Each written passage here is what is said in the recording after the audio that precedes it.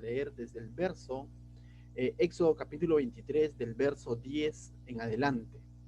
Del verso 10 al verso 13 vamos a ver leyes en cuanto al principio del día de reposo. Del verso 14 al 17 vamos a ver leyes que tienen que ver con tres fiestas nacionales para el pueblo de Israel. Y del verso 18 al 19 vamos a ver leyes con respecto a un correcto sacrificio, ¿no? Al sacrificio que ellos tenían que presentar. Pero vas a ver que en cada uno de estos pasajes que fueron dados aquel entonces para ese pueblo, también tiene mucho sentido y significado para nosotros hoy en día, ¿sí? Entonces vamos a ver primero del 10 al 13, mira lo que dice en cuanto al día de reposo. Dice, 6 años sembrarás tu tierra y recogerás tu cosecha, mas el séptimo año la dejarás libre para que coman los pobres de tu pueblo, y de lo que quedase comerán las bestias del campo. Así harás con tu viña y con tu olivar. ¿Qué quiere decir esto? Aquí vemos un principio del día de reposo que no solamente se estaba refiriendo a los 7 días de la semana, ¿no? 6 días trabajas y el séptimo día descansabas. Eso es lo que conocíamos del reposo. Pero aquí vemos cómo es que esta ley lo está ampliando como una ley civil incluso a los años. Y está diciendo de cada 7 años, 6 trabajarás y un año descansarás. Y no tan descansará el pueblo, el agricultor, el poblador, el hombre del libro de Éxodo, el pueblo de Israel, pero también aquí nos dice la finalidad por qué es que él demanda que descanse la tierra. A este descanso o a este año, que era el séptimo año, de cada 6 años, el séptimo año tenía que descansar de sus labores, es decir, la tierra, de ser labrada. A esto se le conocía como el año sabático, el año donde había un descanso. Entonces, dice ahí claramente, mas el séptimo año la dejarás libre para que coman los pobres de tu pueblo, y de lo que quedare comerán las bestias del campo.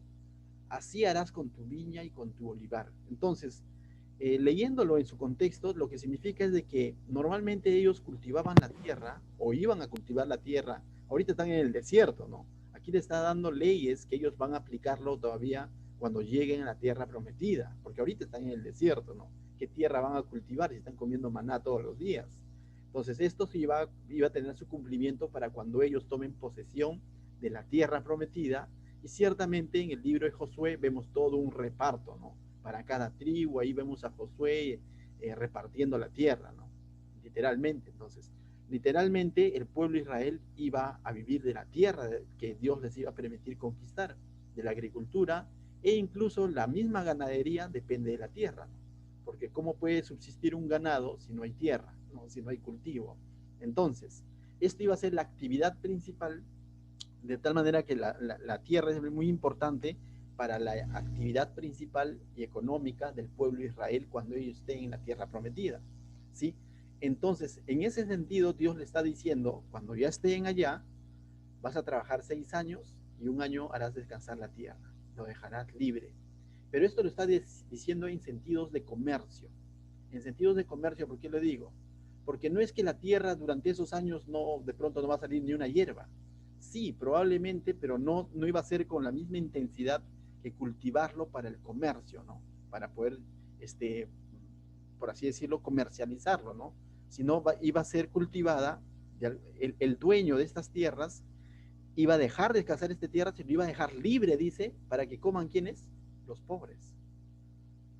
Y va a haber personas que de alguna manera estaban en pobreza por algún motivo, no sabemos cuál, hay diversos motivos por el cual una persona puede llegar a tener pobreza, pero aún Dios está pensando en ellos, que ellos sí podían beneficiarse de esta tierra, porque ellos lo que iban a cosechar de esta tierra o lo que iban a cultivar de esta tierra, netamente era solamente para alimentar, porque estaban en un estado de pobreza, no de comercializar, ¿sí? Entonces, el Señor, a través de esto, también al mismo tiempo, está preservando como que una provisión para los pobres, ¿no? Porque de pronto, si yo soy un agricultor, tengo tierras, dejo de labrar ese séptimo año y de dónde viven mis siervos, ¿no? De dónde viven los pobres, ¿no? Entonces, ellos podían cultivar, pero no para comercio, sino para qué, para subsistir durante ese año, ¿no?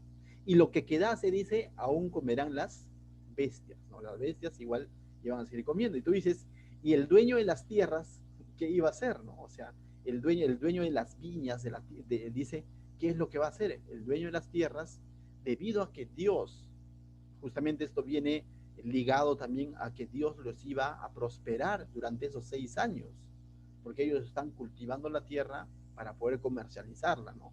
Porque es para ellos poder subsistir.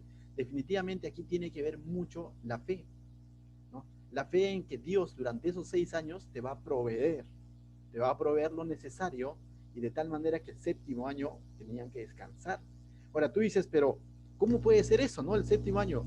Es que no necesariamente todos lo hacían simultáneo, dicen algunos historiadores, sino que ciertas familias lo hacían, por ejemplo, ¿no? O sea, a ciertas familias le correspondía el 2021, a otras familias el 2022. No es que toda la nación, todos religiosamente el mismo año descansaban, sino porque de dónde iban a subsistir, ¿no? Y también esto hablaba del tema de que había un principio de ahorro, un principio de guardar, como decimos nosotros, pan para mayo, ¿no? Y el Señor, lógicamente, les iba a ayudar a preservar, pero solamente alimento para ellos, ¿no? Entonces, es importante ver esta ley porque más adelante vamos a ver que ellos incumplen esta ley y cómo es que Dios a la fuerza va a hacer que esa tierra que Él les entregó descanse por 70 años. Lo vamos a ver más adelante. El Señor va a hacer que esa tierra descanse por 70 años porque ellos muchas veces infringieron esta ley. Esta ley definitivamente requería de confianza, de fe, porque decir, pero ¿qué tal si trabajo un año más? Tal vez crece un poco más mis, como dice, ¿no? Mis ahorros, ¿no? ¿Qué tal si trabajo un año más? ¿Acaso al final quiero trabajar? Pues, ¿no? Pero recordemos que este año lo que Dios está diciendo, quiero que la tierra descanse y que también los pobres tengan de dónde poder proveer para sus necesidades libremente, y mi ganado también no se va a quedar solo. Lo que yo quiero es que descanse la tierra. El propósito de Dios era que aún la tierra repose. Y eso hoy en día en la agricultura también se aplica, o sea, tiene un respaldo científico, ¿no? Cuando tú a la tierra en provincia le das y le das y le das y le das, al final terminas consumiéndote todos los nutrientes de esa tierra, y al final termina siendo una tierra infértil.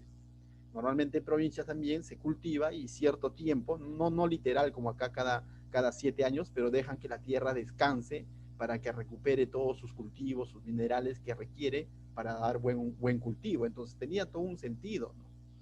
Verso 12 dice, mira, 6 días trabajarás y el séptimo día reposarás, para que descanse tu buey y tu asno, y tomes refrigerio del hijo de tu sierva y el extranjero, dice. Mira, aquí vemos el principio de reposo, pero ¿para qué? Está intencionado a que descanse, no, ya no la tierra, porque la tierra va a seguir con cultivo, porque estábamos hablando de semana, estábamos hablando de día. Aquí el propósito es que descanse el ser humano como tal, la persona como tal, las familias de Israel como tal, lo que venimos conociendo, ¿no? De que ellos podían trabajar durante 6 días, pero el día de reposo, el séptimo día, tenían que descansar de sus labores, y ese tiempo de descanso de sus labores se lo tenían que dedicar a Dios, ¿no? A buscar de Dios, a reunirse para adorar a Dios, a estudiar la escritura, y por qué no, a pasar tiempo en familia, porque cada vez que el Señor demanda de que se comparta su escritura, se lo decía a los varones, y cuando dice los varones, no es que estaba excluyendo a las mujeres y los niños, sino que los varones eran los responsables de cumplir esto y hacer que su familia cumpla este principio, de descansar ese día todos y dedicarle tiempo a quién, a Dios, ¿no? Entonces aquí es un descanso sobre todo del ser humano. El ser humano no puede decir, ¿sabe qué? Trabajo 6 años y descanso un año. Lo que se está refiriendo es que el ser humano necesitaba un descanso una vez a la semana, en el contexto. Y ese vez a la semana era el día sábado o el Shabbat, que es el día de reposo. Pero al mismo tiempo vemos que Dios está haciendo descansar al pueblo, pero también a los animales. Porque los animales no pueden esperar trabajar 6 años y descansar un año, ¿no? Los animales necesitaban un descanso físico, tal como el ser humano, ¿no? De sus labores. El buey y todo lo demás tenían ese día de descanso. Entonces, lo que Dios aquí vemos que está está interesado al mismo tiempo de hablar de día de reposo, que ellos deben buscar de Dios, pero también vemos cómo es que Dios tiene bastante interés por cuidar su creación, la tierra, los animales, su pueblo, incluso a los extranjeros le dice, ¿no? Tome refrigerio el hijo de tu sierva y el hijo y el extranjero. O sea, la alimentación para ellos no debía faltar. Es decir, ¿en qué cuestión, por ejemplo, no? Yo puedo decir, voy a descansar el día de reposo, pero tengo un siervo y tengo un extranjero, por lo general, que también eran siervos. Yo no podía decirle, ¿sabes qué? Hoy día no trabajamos, por lo tanto no te pago. Lo que está garantizando aquí el Señor, que este día de reposo no sea motivo para decirle al siervo, hoy día no comes. ¿Por qué? Porque antes también estaba bien acentuado en el corazón de las personas que el que trabaja no come. Entonces, siervo, hoy día no trabajas, o no, o extranjero, hoy día no estás trabajando para mí, por lo tanto no comes. El Señor le dice, tome refrigerio el hijo de tu sierva y el extranjero. Eso no debe de faltar, ¿no? Entonces, vemos cómo es que Dios, de alguna manera, a través de estos principios, está haciendo que descanse la tierra como tal, descanse su pueblo cada 6 días, por así decirlo, descansen las bestias del campo, descansen también los siervos, descansen los extranjeros, pero ¿para qué? Para consagrar ese tiempo al Señor, para buscar ese tiempo de Dios, porque el día de reposo como tal, luego más adelante en Levítico se va a instituir qué es lo que ellos hacían en el día de reposo. Lógicamente, la escritura no podía faltar en el día de reposo, la oración no podía faltar en el día de reposo, la adoración no podía faltar en el día de reposo. Pero aquí lo estamos viendo básicamente como una ley de principios, de que de pronto no se descuide ciertas cosas, y estamos viendo el propósito por el cual Dios está preservando también la tierra, al pueblo, los animales, los siervos, los extranjeros. Ahora, decía hace un momento, para cumplir esta ley, realmente se requería fe. ¿Fe en quién? En que Dios va a proveer. Porque matemáticamente yo puedo decir, en 7 años produzco más que en 6 años, ¿sí o no? Eso es lógico para cualquiera de nosotros. Que en 7 días voy a producir más que en 6 días, ¿no? O sea, para cualquiera de nosotros, igual cualquier ser humano, por lógica, ahí, si yo quiero prosperar, trabajo 7 días o 6 días. ¿Qué dices tú? Por lógica natural, 7 días me va a generar más, ¿no? Pero justamente ahí radicaba la confianza, la fe en Dios, la obediencia en Dios, en que Dios en esos 6 días te va a proveer lo necesario y lo que tú tienes que corresponder a Dios, de decir, si Dios mismo descansó el séptimo día, en el sentido de que Dios nos da el ejemplo de que siempre es bueno reposar, lo mismo le está diciendo a su pueblo. Y este reposo del pueblo no era quietud, sino era búsqueda de Dios, recargar y alimentar esa área espiritual que producto de las labores muchas veces no se puede hacer con esa misma intensidad que tú le separes un día. Y eso era el principio del día de reposo, que ellos busquen de Dios, busquen la dirección de Dios, busquen de la palabra de Dios y se alimenten ese espíritu, ya que durante los 6 días se dedicaban a alimentar, por así decir, eh, lo natural, ¿no? El hombre natural, ¿no? Sus necesidades naturales. Entonces, pero requería fe, definitivamente requería fe, ¿no? Decir, este año me toca descansar, imaginemos, ¿no? Era la familia Rodríguez, ¿no? Y la familia Rodríguez el 2021 le tocaba hacer descansar sus tierras. La familia Rodríguez podría decir, pero ¿qué tal si mejor lo produzco?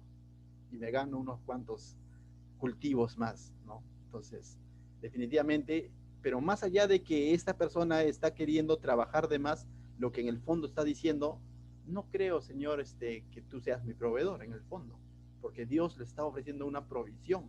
Ya hemos visto, más adelante vamos a ver que esto está conectado a entregar los frutos de su cosecha.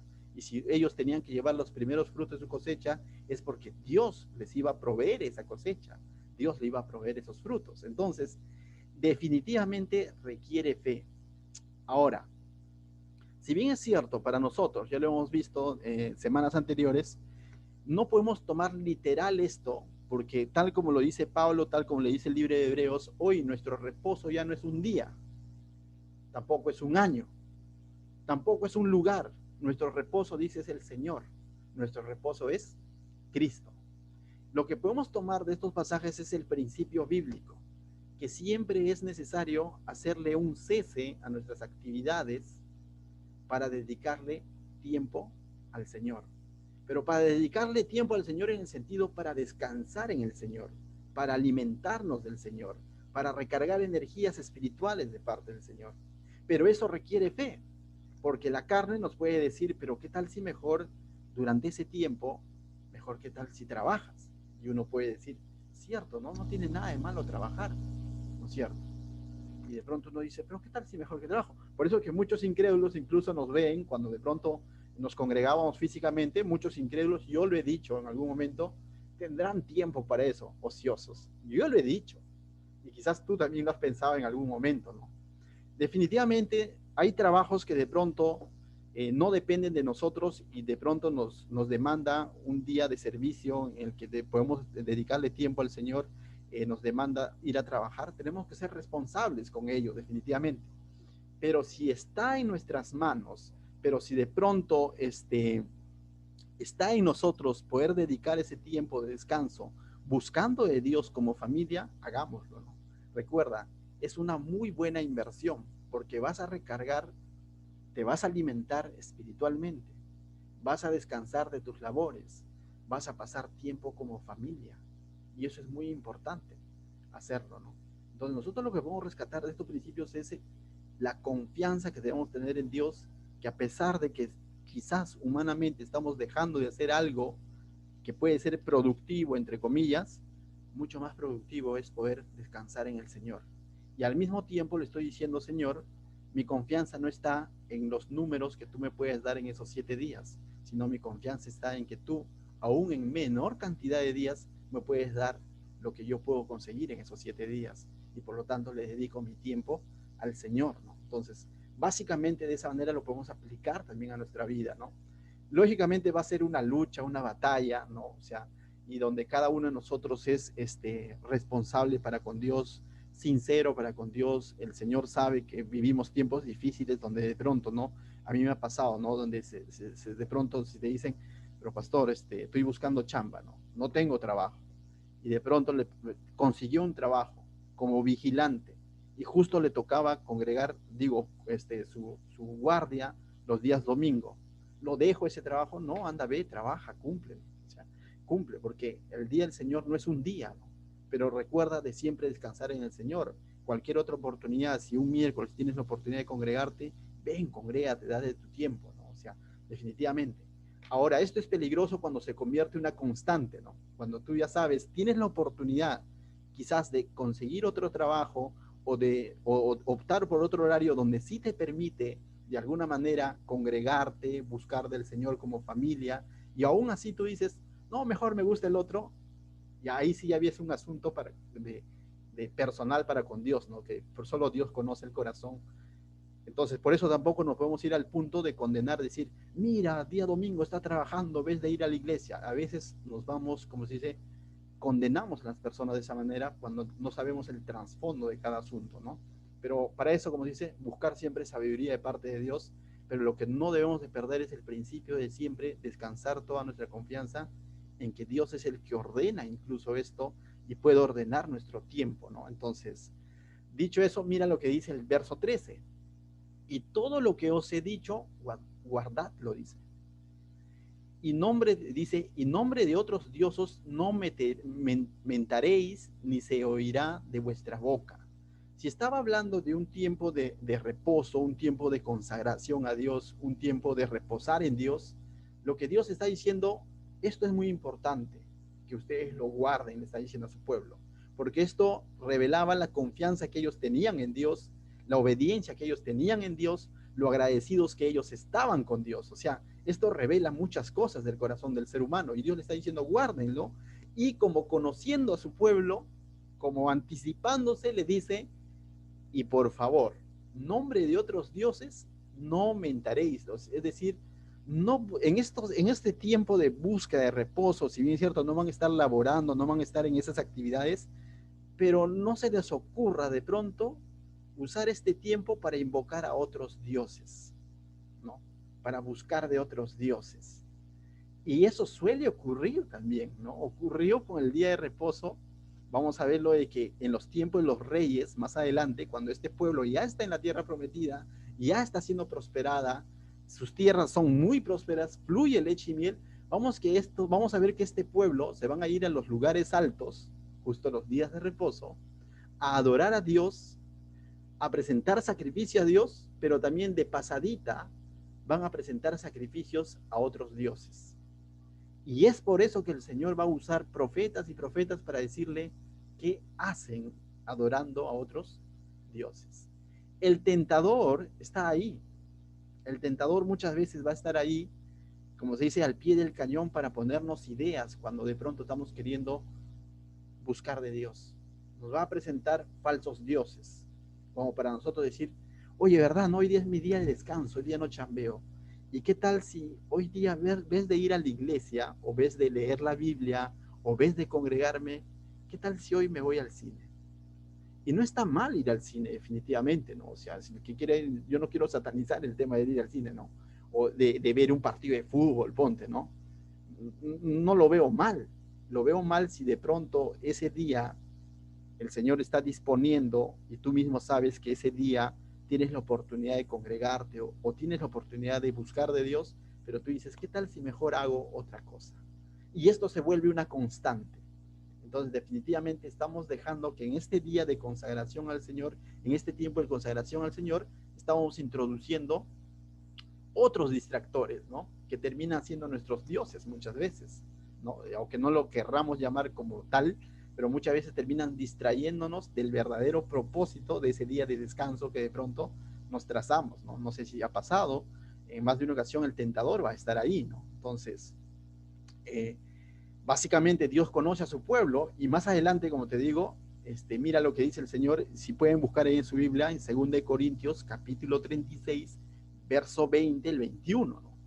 El Señor va a traer disciplina a su pueblo porque justamente una de las cosas que ellos faltaron fue estas ordenanzas, ¿no? Entre muchas cosas, pero una de las cosas que ellos al cual faltaron ante Dios fue estas ordenanzas.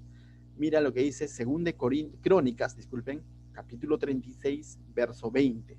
Si puedes anotarlo, chévere, o si no, lo vamos a leer juntos. Mira lo que dice. Los que, si ya lo tienen, me hacen un like para poder leerlo juntos en todo caso, ¿sí? Segundo de Crónicas, capítulo 36, verso 20.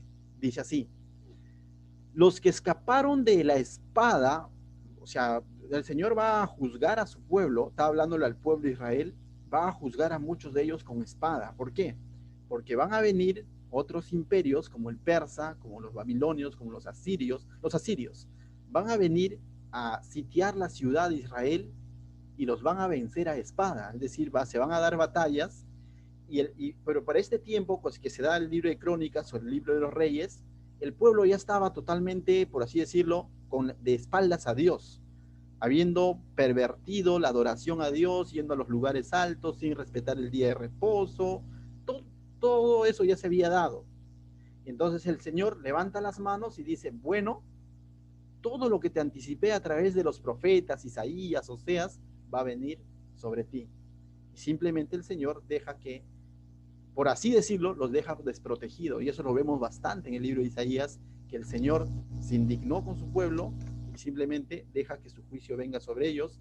Y para eso usó otros reinos, como te vuelvo a decir, los asirios. Vienen y los van a vencer a través de batallas. Por eso dice, los que escaparon de la espada fueron llevados cautivos, ¿a dónde? A Babilonia, y fueron siervos de él y de sus hijos, hasta que vino el reino de los persas, para que se cumpliese la palabra de Jehová por boca de Jeremías, hasta que la tierra hubo gozado de reposo, porque todo el tiempo de su asolamiento reposó, hasta que los 70 años fueron cumplidos.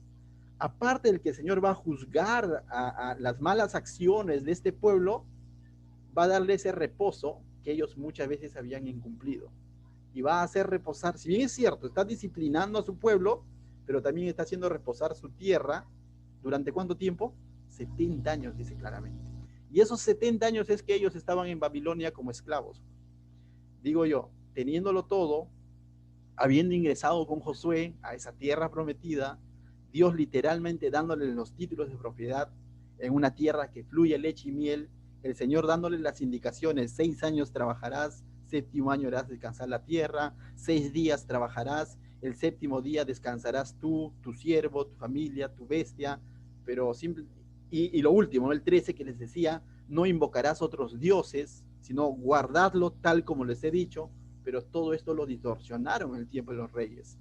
No guardaban como debe ser el día de reposo, la ley estaba enterrada, polveada por ahí. El rey Osías lo descubre enterrada la ley, o sea, ni lo leían prácticamente, no guardaban el día de reposo, no hacían descansar la tierra, y si es que iban a adorar a los lugares altos, de pasada también adoraban a otros dioses, una contaminación total. Y es por eso que el Señor en algún momento en Isaías le dice: pueblo adúltero, y le dice palabras, como nosotros decimos, palabras duras, ¿no? Pueblo adúltero, dice. Hasta el buey conoce, dice, la casa de su amo, pero ustedes nada, le dice, ¿no? O sea, les dice palabras bien duras, ¿no? Entonces, y vemos que ciertamente viene juicio, pero al mismo tiempo vemos que aun cuando Dios disciplina, tiene un propósito, porque Dios está disciplinando a este pueblo, pero va a permanecer un remanente, y siempre lo recuerdo: va a permanecer un remanente, va a haber un pueblo, un grupo de personas que sí van a, de alguna manera, voltear la mirada a Dios y van a arrepentirse de todo esto, ¿no? Pero al mismo tiempo vemos cómo es que Dios cumple el propósito de hacer descansar, ¿qué? La creación, de hacer descansar esa tierra que en algún momento Él les entregó, ¿no? Entonces, Dios, mis hermanos, cada vez que hace algo, aun cuando de pronto permite pruebas en nuestra vida, o quizás disciplinas, consecuencia de nuestro pecado, Dios igual sigue con su propósito. Porque ¿qué es lo que hacía esto? Dios no estaba haciendo malo con este pueblo. Lo que estaba haciéndolos ver cuál es la consecuencia de su desobediencia. Pero luego nuevamente los va a traer a esa ciudad. Lo mismo hace el Señor con nosotros muchas veces. Cuando rompemos sus principios, cuando rompemos su palabra, cuando, como dice, aún sabiendo nos chuequeamos, como decimos, el Señor va a traer disciplina. Y cuando aún en esa disciplina, el Señor va a estar cumpliendo su propósito. Jamás va a ser porque de pronto el Señor nos quiere ver, por así decirlo, ¿no? Hundidos. No. Aún en eso el Señor cumple su propósito. Y eso es lo maravilloso y lo soberano de Dios, ¿no? Entonces, mis hermanos, ¿qué podemos aprender de todos estos pasajes en cuanto al día de reposo? Nuevamente, el libro de Hebreos, Pablo mismo, lo dicen que nuestro reposo ahora, ¿quién es? Cristo, ¿no? Cristo es nuestro reposo. No se debe ya a un día, una hora, un año, sino no lo veamos por tiempo, veámoslo por actitud, por fe. ¿Cómo está mi corazón para con Cristo? ¿Realmente mi reposo es Cristo? ¿Realmente mi confianza está en Cristo? ¿O de pronto mi confianza está en muchas otras cosas menos en Cristo? ¿Realmente estoy dejando mis cargas, mis preocupaciones al Señor? ¿Realmente estoy buscando de Él? Eso es lo que debería hacernos reflexionar estos pasajes, ¿no? Ese pueblo no lo hizo como Dios estableció. Ahora el Señor ha establecido que nuestro reposo es Cristo. La pregunta es: ¿todo creyente realmente reposa en Cristo, o de pronto soy un creyente que creo que Jesús es mi redentor, pero no creo que sea mi proveedor, pero no creo que sea el que me da sustento? No, pastor, yo vivo de mi trabajo. Tranquilo, pero ¿quién te da ese trabajo? No, yo vivo de mis fuerzas, pero tranquilo, si eres creyente, ¿quién te da esas fuerzas, esa salud, esa familia? No, yo vivo de mis ahorros, sí, pero ¿quién ahora te ha dado entendimiento y sabiduría incluso para ahorrar? Es Dios. O sea, definitivamente es Cristo. Entonces, para el creyente, todo lo demás son mecanismos y medios, cómo es que el Señor nos va a sustentar. Y no solamente entonces, eso significa creer que Cristo es nuestro Señor. No solamente que Él nos salva, sino que Él incluso nos va a sustentar. Pero esto requiere fe. Porque ahí es donde tú vas a decir: ¿qué tal si dedico este día al Señor, a leer su palabra, a congregarme, o mientras tanto hago algo, ¿no? O mientras tanto, ¿qué tal si mejor trabajo un poco más? Ten cuidado, ¿no? Porque a la larga te vas a agitar más físicamente, y al final vas a estar vacío físicamente, golpeado físicamente y también espiritualmente. Y peor es la derrota, o peor es el fracaso, ¿no? Entonces, que realmente Cristo, mis hermanos, sea nuestro reposo, ¿no? No otra actividad más, sino Cristo. Ahora, cuando le dedicamos tiempo al Señor, sea 10 minutos, sea una hora, sea media hora, ¿realmente lo estamos consagrando para Él, o de pronto permitimos que o de pronto lo compartimos con alguien más. ¿A qué me refiero? Algo práctico, por ejemplo. Cuando de pronto me dispongo a leer mi Biblia, me dispongo realmente a leerla con esa actitud de decir, Señor, ¿qué me quieres decir hoy? ¿Cómo me quieres hablar hoy? Y abro mi Biblia para leerla, o de pasadita también está el Facebook y el WhatsApp al lado, porque puede pasar y al final termina siendo un distractor, ¿no? Porque si le voy a consagrar ese tiempo a Dios, que sea realmente porque le voy a consagrar, ¿no? ¿Qué tal si me conecto al Zoom, pero de pasadita también un video de YouTube al costado? O sea, al final estoy haciendo un reposo, por así decirlo, a medias, porque dice que me estoy buscando el Señor. Imaginemos tiempos de cultos presenciales, ¿no? Estoy en el culto presencial, el pastor Anderson, el gordito, está al frente predicando, pero yo tengo en mi celular abierto el Facebook, ¿te imaginas? Y tú puedes llegar a tu casa creyendo que has cumplido con el Señor, ¿no? Creyendo que ya me congregué, pero ten cuidado. No se trata tanto de lugar ni de tiempo, se trata de actitud, de corazón. Y eso solo lo puede ver Dios, definitivamente, ¿no? Y a veces nos podemos autoengañar, ¿no? De pronto decir, ¿qué es lo primero que abres? Decía alguien cuando amanece, ¿no? Lo primero que haces es orar o leer la Biblia, no sé, depende cada uno, ¿no? No todos leen en la madrugada, ¿no? Algunos lo leen en la tarde, como mejor disponga tu tiempo, ¿no? Pero ¿qué es lo primero que haces? Dices, abrir el WhatsApp, el Facebook, y de pronto nos quedamos en el Facebook media hora, y de pronto dices, uy, tengo que leer la Biblia, pues ya me hago tarde, mejor después. Y sin darnos cuenta, en cosas tan pequeñas, hemos desplazado esa prioridad a Dios, y tal como les anticipaba, les decía, cuidado con invocar dioses paganos.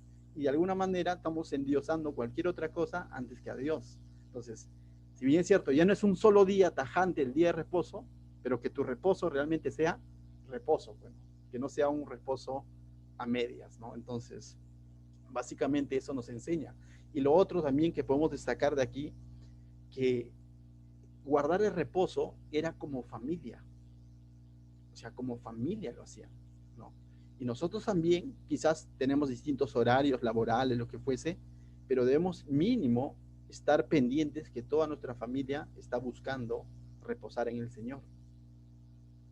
Hoy en día, o sea, vivimos un tiempo donde las iglesias, y hoy día ustedes pueden ver en sus pantallas, yo creo que el 70% son mujeres, ¿no? Y sabes que en los tiempos de Israel, lo vamos a ver más adelante, básicamente las ordenanzas iban a los varones, no porque estaban excluyendo a las mujeres, sino porque el Señor siempre vio al varón como el responsable de cada familia. Y eso sí es algo duro para los que somos varones y somos de alguna manera, eh, por así decirlo, ¿no? Líderes o responsables de nuestras familias, ¿no? De que nos seamos nosotros dando el ejemplo a nuestra familia a buscar de Dios. Amén. Pasamos ahora a 3 fiestas nacionales, donde también el principio va a ser idéntico. Mira, 3 fiestas nacionales, del verso 14 al verso 17. Mira lo que nos dice. 3 veces en el año me celebraréis fiesta, dice. El pueblo de Israel, el Señor mismo, instituyó las fiestas, ¿no? Entonces, por ahí alguien dijo, no sé si alguna vez ustedes han escuchado, la Biblia lo dice, que David danzaba. O sea, el pueblo del Señor, el Señor no es que de pronto está buscando un pueblo apático, ¿no? Santurrón, que de pronto no puedes reírte, no puedes gozarte. Si el Señor fue el que instituyó las fiestas y Él demandaba que las celebraran, lógicamente que las celebraran en sus términos, ¿no? Pero el pueblo de Dios no puede ser un pueblo que está chupando limón todos los días, ¿no? Amargado, ¿no? Como que a veces pensamos que el creyente, y ese concepto tiene muchas veces el mundo de los cristianos, ¿no? Ah, qué anticuados, ¿no? Aburridos, aguafiestas, que de alguna manera vean que el pueblo de Dios es un pueblo que está lleno de gozo, el verdadero gozo, ¿no? No siempre vas a estar con una sonrisa dice, ¿no? ¿Cómo lo llaman? De cachete a cachete, algo así, bueno, de oreja a oreja, ¿no? No siempre vamos a estar con una sonrisa así, pero que siempre se vea de que nosotros vivimos una actitud de celebración. ¿Por qué? Porque a veces nos quedemos con una actitud de dolor, que es buena también. La actitud de dolor nos da la cruz, el saber que nuestro Cristo padeció por nosotros. Pero ¿sabes qué? No se puede quedar en una actitud de dolor. La actitud de celebración te la da la resurrección. Y ahí viene la Santa Cena, ¿no? Cuando celebramos, nosotros no hacemos penitencia en la Santa Cena, lo que hacemos es celebramos. Nuestra primera actitud es agachar la cabeza y decir, cierto, Señor, me recuerda que has muerto por mí, que has muerto por mis pecados, pero al instante terminamos la Santa Cena con una sonrisa, porque terminamos reconociendo que Cristo ha resucitado, y eso debe de alegrarnos, debe ser el gozo del creyente. Entonces, mis hermanos, te animo a que andes con una actitud de celebración, ¿no? Eso como paréntesis, porque en realidad vamos a ir al texto, ¿no? ¿Qué dice el texto? Dice, 3 veces en el año me celebraréis fiesta, 3 veces en el año, qué fiesteros, ¿no? Dice, ahora, estas fiestas, básicamente lo va a decir más adelante, pero eran la fiesta de los panes sin levadura, que se daba al día siguiente después de la Pascua nada más, y se celebraba durante 7 días. La otra fiesta era la fiesta de los primeros frutos, y la tercera fiesta era la fiesta de las cosechas, que más adelante se le conoció como el Pentecostés, ¿ya? Aquí lo va a detallar, pero Levíticos, el libro de Levíticos, nos da instrucciones más claras en cuanto a esto. Entonces, cuando lleguemos a Levíticos, vamos a estudiar prácticamente fiesta por fiesta, ¿no? Pero aquí lo menciona también, dice. Va a hablar de 3 fiestas. Mira lo que dice el 15. La fiesta de los panes sin levadura guardarás. 7 días comerás panes sin levadura, como yo te mandé en el tiempo del mes de Abib. Eso está entre marzo y abril, ¿ya? Porque en él saliste de Egipto, y ninguno se presentará delante de mí con las manos vacías. Básicamente, lo voy a explicar a grandes rasgos cuál era la fiesta de los panes sin levadura. Los panes sin levadura, el Señor lo instituyó cuando ellos estuvieron todavía en Egipto. Cuando el Señor iba a traer la 10ª plaga de la muerte de los primogénitos, les dice que hagan la Pascua, ¿se acuerdan? Que maten un corderito, pinten los dinteles de su casa, pero pegado a ello también les dijo que preparen panes sin levadura y que comiesen panes sin levaduras, y la actitud como ellos iban a comer los panes sin levadura tenía un significado. La de levadura en la Biblia y para el Señor, a través de todo el Éxodo, vemos que la levadura representa el pecado. Entonces, el pecado de Egipto, la contaminación de Egipto. Entonces, el hecho de que el Señor les decía, coman panes sin levadura, lo que les estaba diciendo, a partir de ahora van a depender de mí. Yo voy a ser su maná cuando ustedes estén en el desierto. Yo voy a ser su proveedor cuando estén en la tierra prometida. Y de alguna manera era un simbolismo de decir, ya no voy a depender más de Egipto, del pecado, de la influencia de Egipto, sino ese era lo que significaban los panes sin levadura, sin pecado, provisión sin pecado. ¿Qué más significaba el pan sin levadura? Dice que cuando ellos lo comían tenían que hacerlo con prisa. ¿Y cómo es eso con prisa, pastor? Que se dice que tenían que hacerlo parados, preparados para salir. Es decir, ¿te imaginas tú con la mochila, ¿no? Todo listo, ya diciendo que ya con la 10ª plaga el faraón va a decir, váyanse? Eso requería fe, porque habían 9 plagas que no lo obligaron a ese faraón. ¿Cómo le puedo creer a Dios? Se requería fe, realmente hacer tus maletas, realmente preparar el pan sin levadura y realmente comerlo parado, como que ya diciendo, ya ahorita suena la campana, ¿no? Suena la campana. Y esa era la actitud, ¿no? Que tenían que hacerlo con prisa, preparados. ¿Y eso qué significaba? Fe y confianza en que Dios hará lo que ha dicho. Entonces, también dice lo comían con hierbas amargas. Eso lo vamos a ver en el libro de Levíticos. Lo hacían para recordar, para que ellos recuerden lo amargo que es Egipto, ¿no? Lo amargo, lo duro que fue para ellos vivir en Egipto. Fue duro, ¿no? O sea, para ellos fue duro vivir en Egipto. Entonces, básicamente esta fiesta les haría recordar eso, ¿no? Cómo es que el Señor los sacó de Egipto, cómo es que el Señor iba a ser su proveedor, pero sin pecado. Cómo es que el Señor le está diciendo cómo ha sido su vida en Egipto, y básicamente les estaba apuntando a lo que Dios había hecho en Egipto, porque ellos hicieron esto después de la Pascua. ¿Y qué era la Pascua? La Pascua era la redención de Dios, el rescate de Dios para sacar a su pueblo de Egipto. Entonces, básicamente Dios les quería recordar que Él es su redentor, que Él los sacó de Egipto con prisa, teniendo fe ellos, sin pecado, sin más amargura, y eso es lo que básicamente ellos recordaban con esta fiesta. Y ciertamente le está diciendo que la celebren todos los años, una de las primeras fiestas, ¿no? Entonces, el verso 16 dice, también la fiesta de la siega, los primeros frutos de tus labores, dice, que hubieres sembrado en el campo, ya cuando esté en la tierra prometida, y la fiesta de la cosecha a la salida del año, cuando hayas recogido los frutos de tus labores del campo. Aquí vemos dos fechas, uno al inicio y uno al final, mejor dicho, dos fiestas. La primera fiesta es la fiesta de los primeros frutos, la primera cosecha. También se conoce como la fiesta de la siega.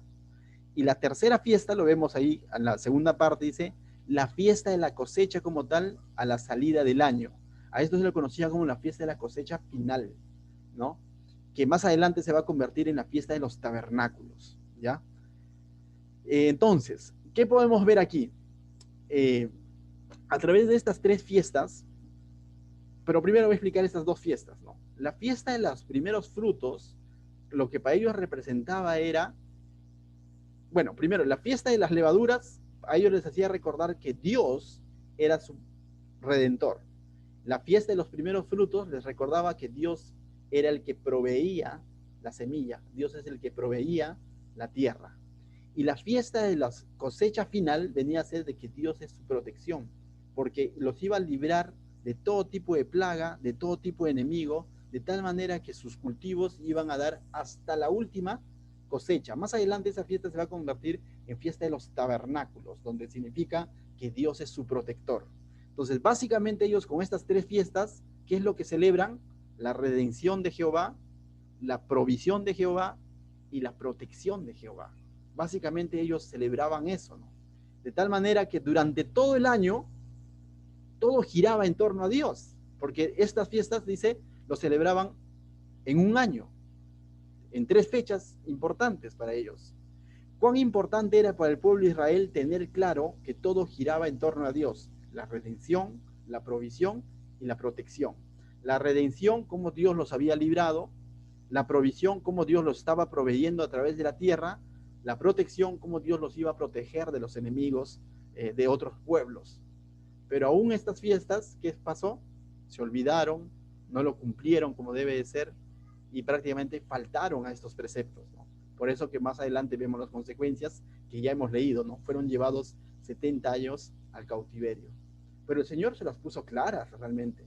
O sea, el Señor al momento de darles les puso bien claro, ¿no? Y mira lo que dice el verso 17, dice, 3 veces en el año se presentará todo varón delante de Jehová. ¿Cuántas veces? 3 veces, ¿no? Uno para cada fiesta.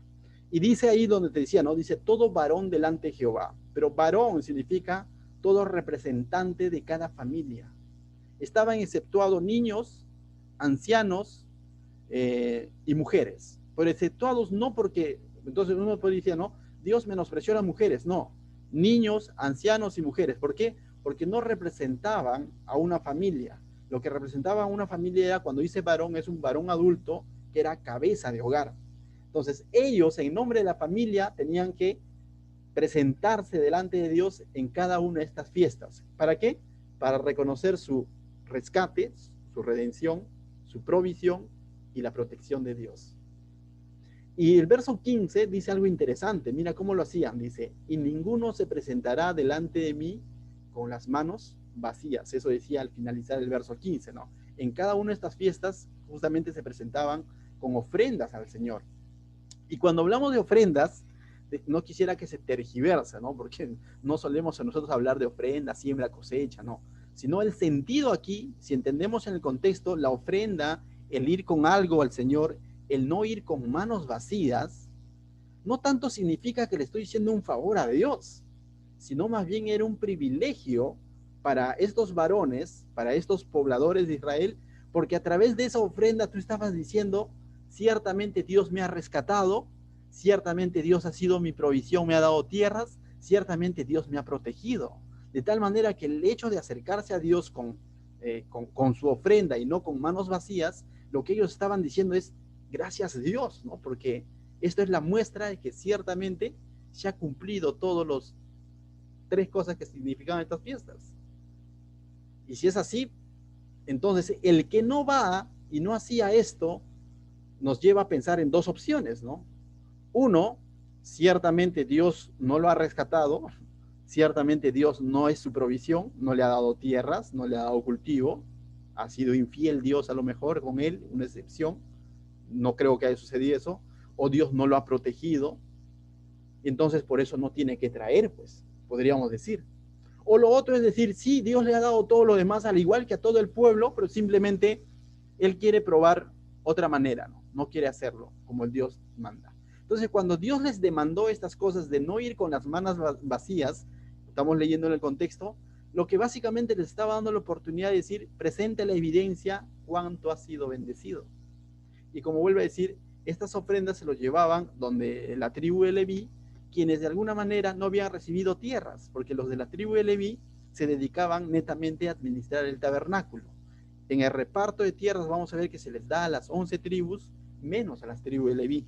Las tribus de Leví van a administrar, van a servir en el tabernáculo. Y de estas ofrendas se la dedicaban al Señor, y una parte servía para el sustento de los sacerdotes y los hijos de los sacerdotes en la tribu de Leví. Y eso era dable, ¿por qué te digo? Porque ciertamente Dios está dando tierras literalmente a todas las tribus, menos a la tribu de Leví, ¿no? Entonces, no había motivo para faltar estas instrucciones, pero el pueblo más adelante lo llegó a tergiversar, ¿no? O sea, lo llegó a tergiversar, algunos, esto lo van a convertir, va a haber dos extremos, ¿no? Donde va a haber gente que va a dejar de hacer esto, ¿no? Estas instrucciones que no tienen nada de usura, no tiene nada de eso, sino muy por lo contrario, son principios claros, ¿no? Lo que Dios ha hecho, pero otros lo van a llevar a un extremo de una obligación, ¿no? Tengas o no tengas, o estás en pecado, y se van a poner en la posición de Dios. Y eso vemos hoy en día también, ¿no? Donde se saca pasajes como estos de ese contexto para obligar a las personas. Ahora, pero tú dices, pero pastor, ¿qué pasa con nosotros, no? Nosotros no somos judíos, definitivamente. Nosotros no vamos a celebrar estas fiestas porque tú no has estado en Egipto. Lo otro, es decir, ¿no?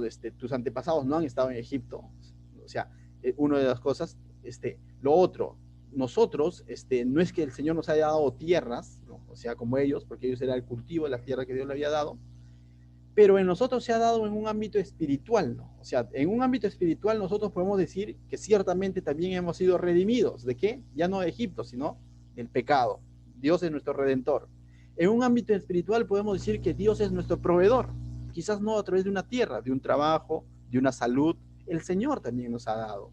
El Señor nos ha protegido de enfermedad, de robo, de tantas cosas, de accidentes, nos ha protegido, ¿no? Entonces, definitivamente también se aplica a nosotros, pero para no para cumplir literalmente esto, sino en el principio de que debo de ser agradecido con Dios, de que debo de guardar mi reposo, mi confianza en el Señor. Y si queremos hablar de ofrendas, Pablo lo puso bien claro en el Nuevo Testamento, ¿no? ¿Cuál era los dos principios que pone Pablo en el Nuevo Testamento? 1 Corintios capítulo 16, verso 2 dice, siguiendo esta misma idea, Pablo, interesante, pero él lo pone, sigue esta misma idea y pone un principio, ¿no? Y no lo pone como ordenanza, no lo pone como mandato, sino simplemente Pablo asimila esta idea de lo que, cómo Dios tuvo esa relación con su pueblo, y lo mismo lo pone para ahora para la iglesia. Mira lo que dice 1 Corintios capítulo 16, verso 2, dice, cada primer día de la semana, para los tiempos de Pablo ya no era el Shabbat, ¿no? Ya no era el sábado, el séptimo día. En los tiempos de Pablo se congregaban el día que Jesucristo resucitó, el día domingo, primer día de la semana. Y es así como la iglesia en el libro de Hechos vemos que el primer día de semana ellos se congregaban. Entonces Pablo dice, cada primer día de la semana, cada uno de vosotros ponga aparte algo según haya prosperado, es decir, según como Dios te haya bendecido. Y eso es lo que Pablo pone ese principio, ¿no?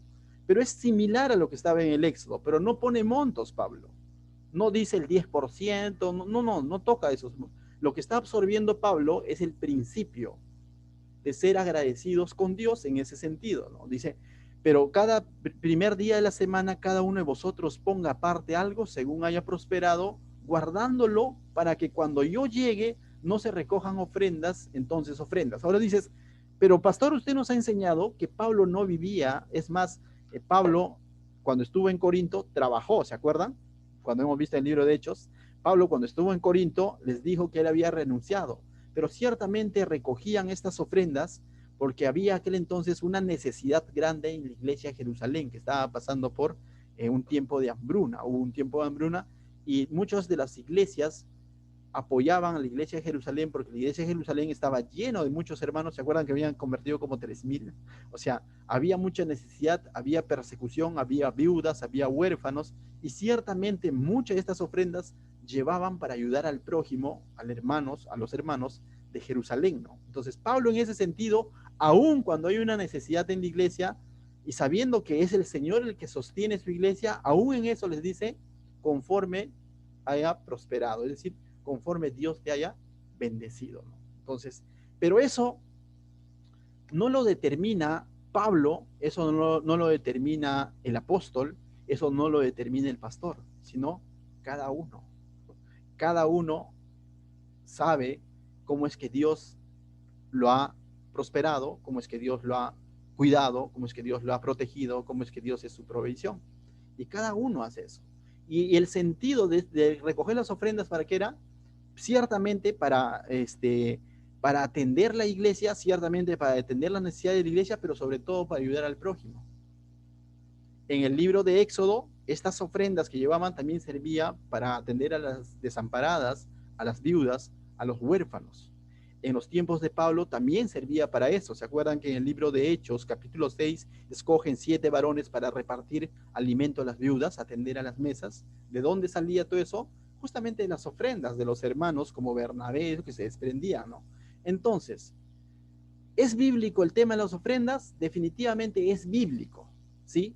Pero no es una obligación, y eso debe quedarnos claro a todos. Tampoco hay un monto determinado en el Nuevo Testamento en el que si tú no lo haces estás en pecado, no. Es un tema de conciencia y reciprocidad con lo que Dios ha hecho en tu vida. Pablo tiene otro principio más. En 2 Corintios 9:7 nos da otro principio en cuanto a la ofrenda. Mira lo que dice. Cada uno dé como propuso en su corazón, no con tristeza ni por necesidad, porque Dios ama al dador alegre. Es interesante, ¿no? Que no solamente Pablo dice, ¿no? Primero dice conforme haya sido prosperado. ¿Prosperado por quién? Por Dios, ¿no? Conforme como haya sido bendecido por Dios. Ahora dice cada uno como propuso en su corazón. ¿Por qué dice cada uno como propuso en su corazón? Porque cada uno sabe cómo es que Dios te ha prosperado, ¿no? Cada uno sabe cómo es que Dios te está cuidando, proveyendo, está, no sé, ¿no? Como dice, ¿no? Te ha abierto las puertas de un trabajo, te ha abierto las puertas de un negocio, qué sé yo, ¿no? Entonces, pero no, la actitud con la que yo llevo también no debe ser con tristeza, es decir, chupando limón, ¿no? O sea, como que con pesar, con dolor, preferible no lo hagas, va a decir Pablo, ni por necesidad, ¿no? ¿Por qué? Porque esto también se podría usar como un amuleto de decir, si le doy 15, me va a volver quizás al 30, 50 y 100 por uno, ¿no? No sé si has escuchado eso, ¿no? Y si le doy 15, entonces tal vez me da 150, y entonces mejor le doy 20 para que me dé 200. Entonces, el sentido ya no sería de agradecimiento, sino el sentido sería ya de usar este tiempo de ofrenda, este privilegio de poder ofrendarle a Dios como un amuleto, ¿no? Más le doy, más me da. Cuando Pablo dice, no, conforme Dios te da, tú sé correspondido por Dios. Yo te digo, primero el pueblo de Israel tenía que ofrendar y presentar los primeros frutos para que Dios le dé las tierras, o primero Dios le dio las tierras. Primero Dios le dio la tierra y permitió que esta tierra dé frutos, y de esos frutos le dice, trae tus primeras frutos, ¿no? O sea, vemos, tenemos que reconocer eso, que el que comienza la ecuación es Dios, no es el nosotros, ¿no? Pero muchas veces se predica, siembra en la obra del Señor y te bendecirá, ¿no? O sea, y pensamos que nosotros comenzamos la ecuación, no, el que comienza la ecuación es Dios. Hay mucho por el cual agradecerlo, que la verdad el 10% es poco, ¿no? Y por eso que mejor no pongamos montos, ¿no? ¿Por qué? Porque ellos estaban recordando su rescate, su provisión y su protección. De la misma manera nosotros. Ahora, cuando nosotros dijimos, Dios, ¿es bíblico la ofrenda? Amén. Nosotros como iglesia muchas veces le hemos dicho incluso, ¿no? Hoy estamos en tiempos difíciles de pandemia, nos congregamos por Zoom, como iglesia hay necesidades, pero no me dejo, voy a hacer un paréntesis, ¿no? En nuestra iglesia, vamos aprovechando el tema, ¿ya? En nuestra iglesia, las ofrendas son usadas para ayudar al prójimo. Definitivamente ese es uno de los motivos por el cual de alguna manera se acepta la ofrenda de algunos hermanos que Dios pone en su corazón, ¿no? En nuestra iglesia no se obliga a las ofrendas, y ustedes lo saben, ¿no? O sea, no ponemos un monto ni una frecuencia que tiene que ser semanal, nada de eso, sino con toda la libertad, pero sí, los principios bíblicos son esos. Hemos llegado al punto incluso de decir, ahora nos estamos reuniendo por Zoom, una manera de ofrendar a Dios es ayudando a alguien que Dios ponga en tu camino, un prójimo, un amigo, un familiar que esté pasando necesidad. Lo que haces con ese pequeñito, se lo estás haciendo para él, Señor. Y todo lo que hagáis, dice, hacedlo como para él, Señor. Algunos dicen, no, pastor, igual yo quiero ofrendar. Converse con la hermana Judy es la tesorera, ¿no? O sea, y ciertamente la hermana Judy puede dar fe de que esas ofrendas son voluntarias, conforme Dios propone en el corazón, y que esas ofrendas son para bendecir justamente en tiempos de necesidad. También son para suplir algunas necesidades o, por así decir, gastos de iglesia, como el Zoom, por ejemplo, ¿no? O sea, lo digo, ¿no? Y en los tiempos presenciales también habían otros gastos de iglesia, tema de escuela dominical, y son netamente para eso, ¿no? Entonces, es bueno hablar a veces de esto, pero hablar desde el punto de vista bíblico, no desde un punto de vista para decir, si tú no das, estás en pecado. No, no es nuestro ánimo. La palabra misma se explica y yo creo que la palabra misma hace su efecto en nuestros corazones, ¿no? Entonces, mis hermanos, no lo hagas con tristeza, no lo hagas poniéndote un monto y te vuelvas esclavo de ese monto cuando de pronto no lo logras cumplir, ¿no? ¿Por qué? Porque a veces se dice, ¿no? Si tú no has cumplido con ese monto, estás en pecado, ten cuidado, pero también hazlo conforme Dios te prospera, conforme tú propones en tu corazón, hazlo con alegría, no con tristeza, sin interés, con toda la tranquilidad, ¿no? Pero sobre todo hazlo por agradecimiento a Dios, por agradecimiento por su rescate, por su provisión, por su protección. Tal como nos enseña el libro de Éxodo, esos mismos principios lo vemos en el Nuevo Testamento.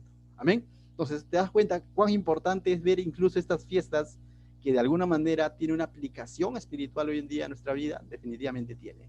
Ahora, del 18 al 19, algo rápido lo vamos a hacer, ¿sí? Está pasando la hora. Del 18 al 19, la tercera parte dice, leyes con respecto al sacrificio y a las ofrendas de los primeros frutos. Mira lo que dice. No ofrecerás con pan leudo la sangre de mi sacrificio, ni la grosura de mi víctima quedará de la noche hasta la mañana. Las primicias de los primeros frutos de tu tierra traerás a la casa de Jehová, tu Dios. Ya lo hemos explicado eso, ¿para qué era? No guisarás el cabrito de la leche de su madre. Aquí hay tres nos. El primer no es no ofrecerás con pan leudo la sangre de sacrificio. ¿Qué es lo que sucedía? Que el sacrificio que ellos llevaban al altar para que los sacerdotes lo puedan sacrificar, no debería estar, dice, leudo, es decir, no debería estar mezclada con pan leudado. ¿Qué es pan leudado? Pan con levadura. En otras palabras, para el Señor, para los tiempos del Éxodo, la levadura significaba nuevamente contaminación por el pecado. Entonces, si el sacrificio era un sacrificio expiatorio en el que ellos ofrecían como muestra de que con eso va a ser expiados sus pecados de ellos, como este sacrificio, por cierto, incluso en otros pasajes vamos a ver que Dios pone ciertas características del sacrificio, que no tenga mancha, que sea un cordero joven, sin defecto. ¿Cómo lo puedes contaminar con el pecado? Lo que está diciendo, ¿no? Era un simbolismo del pecado, el pan leudo. Entonces está diciendo que sea un sacrificio realmente consagrado. ¿Me dejo entender? En el ámbito espiritual, cuando nosotros nos presentamos al Señor como sacrificio vivo, agradable, santo, ¿no? Sin pecado, ¿no? Señor, quiero adorarte esta noche, pero hay pecados por confesar. Señor, quiero servirte, pero hay pecados por reparar. Señor, quiero que tú seas mi proveedor, pero hay pecados que el Señor nos viene mostrando semana tras semana donde te dice, saca eso, arrepiéntete, arrepiéntete.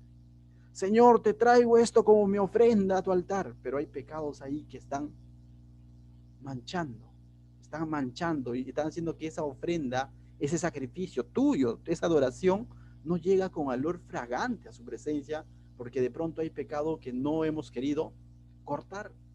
Lo mismo te está diciendo acá, que el sacrificio sea realmente consagrado. Hay otro no, dice, ni la grosura de mi víctima quedará de la noche hasta la mañana. ¿Qué es la grosura de mi víctima? Es decir, del sacrificio, del corderito que iban a presentar, la grosura era la parte que tiene más carne, ¿no? Imagínate, dices, voy a sacrificar este corderito para el Señor, lo llevan a su sacerdote, pero que la pierna lo puedo quedar para hacer jamón, ¿no? Entonces, tenía que ser una entrega íntegra y completa, ¿no? No podías pasar como diciendo, esta parte parece que me va a servir, ¿no? ¿Y qué tal si lo sacrifico solamente la costillita? ¿No? Entonces, lo que estaba hablándonos este principio es de que un sacrificio te era completo, no era un sacrificio a medias. Cuando Cristo se entregó a la cruz, no entregó una sola mano, tampoco una sola pierna. Él se entregó todo por ti y por mí. Por eso que es el sacrificio perfecto, santo, agradable, completo. Por eso es que dijo, consumado es. Entonces, estos sacrificios no podían ser sacrificios a medias. Señor, ya, voy a leer tu palabra, pero también voy a entrar al internet a ver páginas, por así decirlo, ¿no? O sea, que, bueno, para adultos, imaginemos. Estoy haciendo un sacrificio a medias, ¿no? Señor, te voy a cantar, ¿no? Y voy a cantarle al Señor, pero más tarde, de pronto, con esos mismos labios voy a estar mintiendo o haciendo cualquier otra cosa o saliendo lisuras. Entonces sería un sacrificio a medias, ¿no? O sea, no sería un sacrificio, una ofrenda completa. Por eso que Romanos lo va a resumir más adelante de una manera bien clara. Lo último que dice aquí, dice, no guisarás el cabrito en la leche de su madre. Y esto sí parece raro, ¿no? ¿Quién se le va a ocurrir guisar cabrito en la leche de su madre, no? ¿Sabes qué ocurría? Que lo que ocurría aquel entonces, tanto en Canaán como en Egipto, de donde ellos venían y a donde ellos iban, había esa costumbre de otras culturas donde guisaban el cabrito, el animal, en leche de su madre, es decir, lo hacían hervir, hacían un caldito de cabrito, pero en leche de su madre, y luego esta leche o este caldo lo rociaban por sus cultivos y invocaban a sus dioses, al dios de los cultivos, para así decir, el Señor va a prosperar esta tierra. Entonces eso era una costumbre en esos pueblos y Dios lo que le está diciendo, no contamines lo que yo estoy estableciendo con otro tipo de costumbres. O sea, les está anticipando que no sigan esas modas que por tener un mejor fruto esos pueblos hacían. Y de la misma manera, aplicándolo ahora a nosotros, diríamos, ¿no? A veces queremos consagrar nuestra vida a Dios, pero queremos hacerlo a nuestra manera y no a la manera de Dios. El Señor puso bien claro de qué manera ellos tenían que celebrar las fiestas, de qué manera ellos tenían que reposar la tierra, de qué manera ellos tenían que reposar su ganado, de qué manera te iban a presentar su sacrificio. Les puso las cosas bien claras, ¿no? ¿Para qué? Para que no se contaminen con otras costumbres. Hoy en día, de la misma manera, el Señor es claro de qué es lo que busca en nosotros.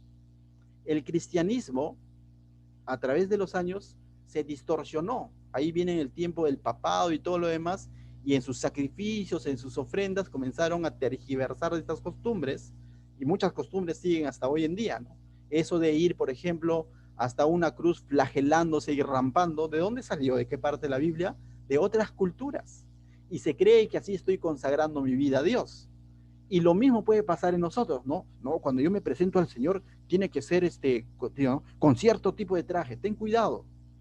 Que quieras buscar lo mejor para el Señor no significa que se vuelva ley en ti. Lo que Dios está buscando es el corazón, ¿no? Entonces, que seamos distintos al mundo.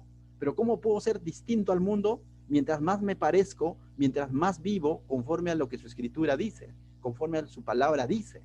Ahí me hago más distinto al mundo. El mundo puede aplicar muchas técnicas para disque buscar a Dios. Luces, este tipo de músicas, tantas cosas, ¿no? O sea, que el mundo usa y está a la moda también hoy en día. Pero nosotros no nos podemos poner a la moda. Nosotros simplemente debemos de vernos a los principios claros que dejó establecido el Señor. Y con esto termino. Romanos 12, 1 y 2 dice, así que hermanos, os ruego por las misericordias de Dios. ¿Por qué? Porque Dios ha sido misericordioso, dice Pablo.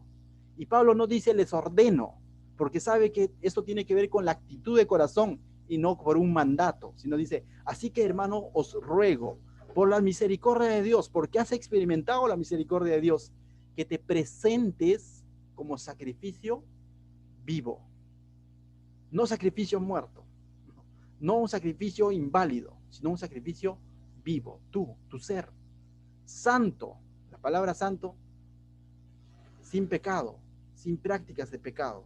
Pero pastor, no somos perfectos, pero sí podemos arrepentirnos por nuestros pecados y venir al altar del Señor, venir a sus pies y decir, Señor, quiero ser un sacrificio vivo, perdóname por mis pecados. Pero no puedo venir con pecados sin haberlo confesados, con pecados sin haberlos arrepentido y decir, acá estoy como sacrificio, pero lleno de pecado. Dice, agradable a Dios, y esto para agradable, siempre buscando agradar a Dios, que esto es vuestro culto racional, dice, esto es nuestro culto sensato, esto es nuestro culto inteligente que podemos hacer con Dios, de esa manera. No es cuánto tengo, ni cómo visto, sino cómo está mi corazón cuando vengo al Señor. No os conforméis a este siglo, no conforme al siglo, no conforme al mundo, porque la palabra siglo aquí significa el sistema de este mundo. No puedo venir a Dios conformado, conforme como lo ve el mundo a Dios. Es un Dios bueno donde tú siembras y cosechas. Ten cuidado. Es un Dios que primero restaura, rescata tu vida, te provee, te protege, y ahora venimos a Él y le servimos por agradecimiento. Dice, si no transformaos por medio de la renovación de vuestro entendimiento, para que comprobéis cuál sea la buena voluntad de Dios, agradable y perfecta. Y cuando buscamos a Dios de un corazón sincero, como acabamos de ver, ciertamente vamos a también descubrir su voluntad agradable y perfecta para nuestra vida. Amén. ¿Qué tal si oramos? Padre amado, Señor, yo te quiero dar gracias esta noche, mi Dios.